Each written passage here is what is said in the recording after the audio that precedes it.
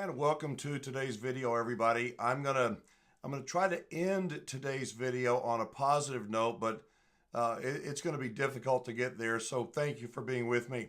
So I'm in Walmart the other day. We were out of town. My wife sent me over to get her some kind of makeup that she had forgotten to pack. So I go over to the makeup area, and guess what? Everything was locked up behind glass. And I mean everything, but I needed to get the makeup, so I needed a clerk to come over to unlock the little lock. And finding somebody who could come right over was not in the cards. And I'm thinking, is this normal? I mean, is it? My wife does most of the shopping. I never shop for makeup. And she's like, you must be kidding me. You haven't noticed. She goes, all kinds of things are locked up today that weren't locked up just a few years ago. So I wait for like, I don't know, 5 minutes for somebody to show up. Nope, never showed. So I left.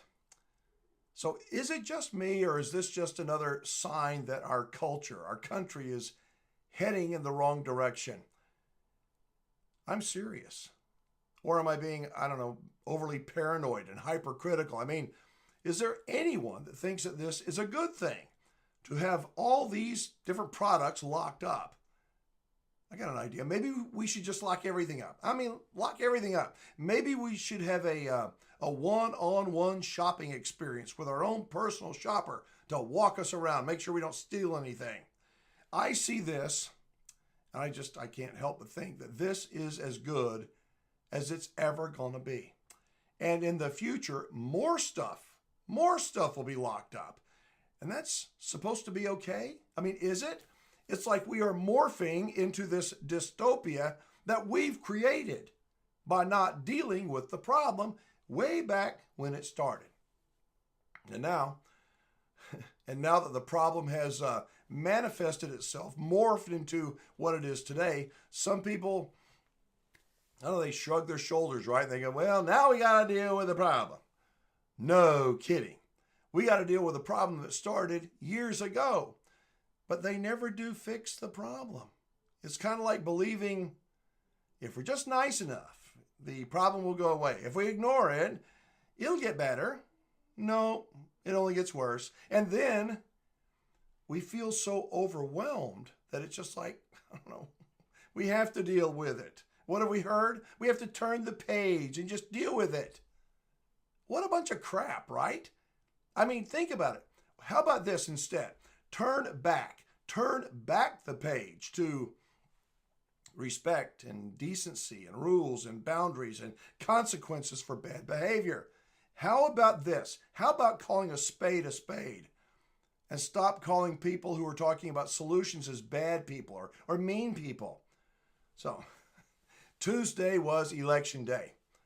Actually, it wasn't. It's what used to be election day. I think it's better to call it the election period, because it's been going on for weeks and weeks in a lot of places. What a mess. Does anybody think that now things are going to get better? I mean, how? Explain to me the process of how we even begin to right the ship, so to speak, and finally deal with the real issues that we Americans are facing. Anyone?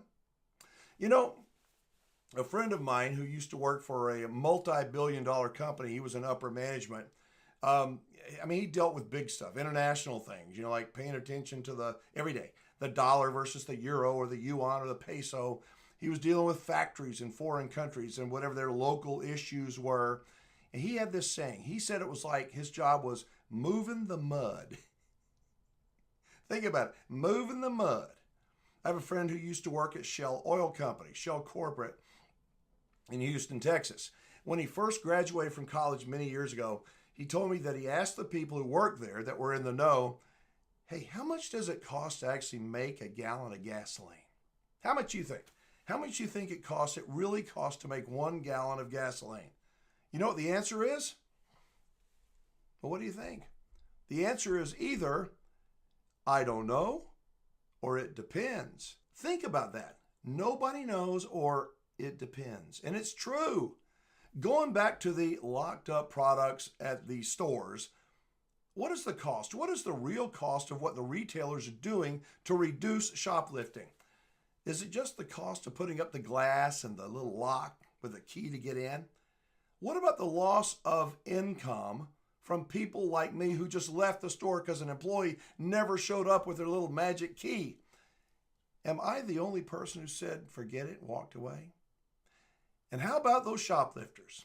When the makeup's all locked up, do you think that they just go, oh, well, I guess we can't steal today? They just move on to the next item on their wish list. So what is the real cost? I don't know, of whatever. And then think of the social cost of having millions of people, millions of them, who have no problem at all stealing a chapstick or a bottle of shampoo or a couple of pounds of ground meat. What are their kids learning? What are our kids learning? What do you think employees who work at Walmart or CVS or Walgreens, you name it, what do you think that they're thinking when they see shoplifters just pick up something and walk out the door? If it's okay for them to steal, maybe it's okay for the employees to steal, right? I mean, not a lot. No, not a lot, but just a little bit. So what's the real cost? What's the real price that we're paying for all that locked up, whatever it is? The price, well, look around. Look around. It is not, I don't think it's a dollar amount. It's a whole lot more than that. The way I see it, we are paying for what we may call kindness or tolerance. Now, where's it gotten us? You know what? If I were king, I think that everybody would hate me. You'd probably help me. Help me? You wouldn't help me, you'd hate me. I think that I would hold people responsible. Yeah, responsible. I'd not care about being politically correct. I'd use what's in the Bible as my rule book. I'd try to be a kind of a understanding king, but there would be consequences for bad behavior. There would be rules. There would be very few exceptions.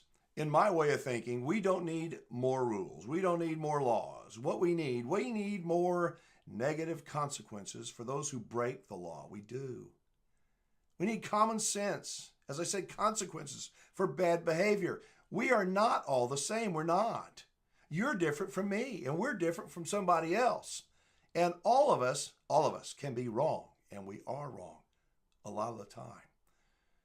So I can't give you the cost of whatever that locked up product is, but I can surely see the cost all around us.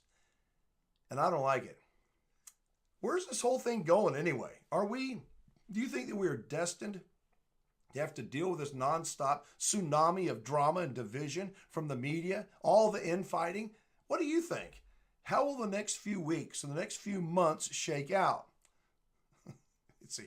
All right, I said I'm going to try to end on a positive note, so here goes, if it's possible. Look, as bad as things are, and they are, I'm not saying that everything is doom and gloom. I'm not. I still believe in good people. I do. I believe there are good folks out there who care, who work hard, who do the right thing. And yes, maybe the world feels like it's off its rocker some days, but doesn't it mean that we have to do better? We can choose to hold ourselves and each other accountable, responsible. We can choose to respect. We can choose to be decent. We can choose honesty. It's got to start with the little things, don't you think? Maybe it's something as simple as not turning a blind eye when we see something that is obviously wrong, or teaching our kids the value of doing the right thing even when nobody's watching. It ain't going to fix everything overnight, I promise you that, but it is a start.